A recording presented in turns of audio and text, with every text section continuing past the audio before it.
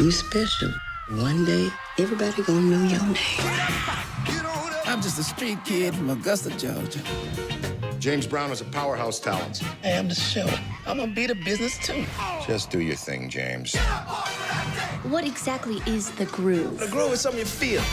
Can you define it? I just did, lady. What the hell you doing? That's the mashed potato. That ain't nobody's mashed potato. Get On Up, the story of James Brown, rated PG-13.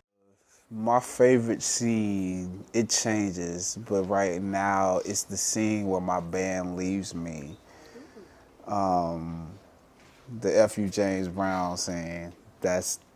Why is that your favorite? I mean, because if you had been there that day, like, you know, when you shoot a movie, you have memories of the moments of what went into it, the nostalgia of that, and you know, just thinking about that moment makes me laugh.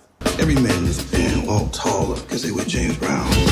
Are we done, Mr. Bird? I'm afraid not, Mr. Brown. I said, are we done? I think we got more funk in the trunk.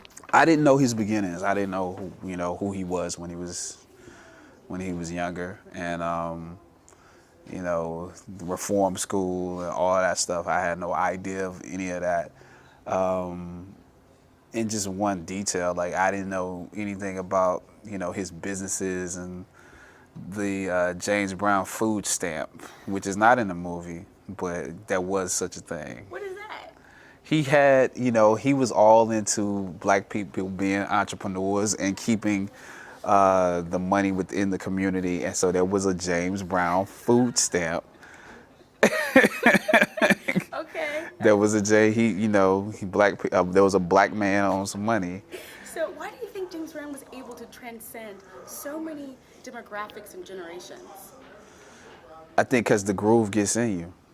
You know, I think this undeniable, like the music that he made, it didn't matter, you know, whether or not you were black, white, old, young, blind, crippled, or crazy. It affects you. You know, there's even people that could not hear that could somehow feel the vibrations of his music. So there's a lot of dancing too. So did you have to do any dancing for the audition? 1, 2, 3, 4. 1, 2, 3. We did dancing for the test. I wanted to do the test, and the studio wanted to do the test, but we were already in talks for me to do the role. The initial audition was just me coming in and reading for tape. But the test, you know, I think we all wanted to know what was it gonna look like for you know, me to step into this. Some people was like, he's too tall to play James Brown, and you know, can he dance? I think Mick wanted to know that, and so we just, you know, everybody. I had my questions too, so we got AJ, the choreographer. I worked with him for 3 days. Sharon Davis, who did the wardrobe, came in with a jumpsuit that she made like overnight. And, you know, Robert Stevenson, who did the wigs, came in with one of his illustrious wigs. And we saw how crazy it was gonna look. Was there any concern about playing this role for you?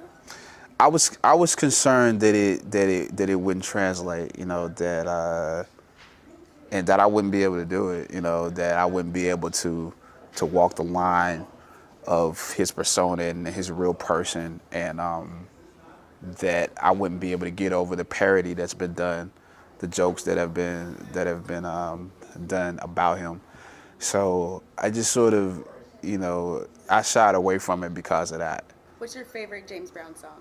So many songs that in his catalog that actually have, you know, I have a visceral connection with and have meaning for me.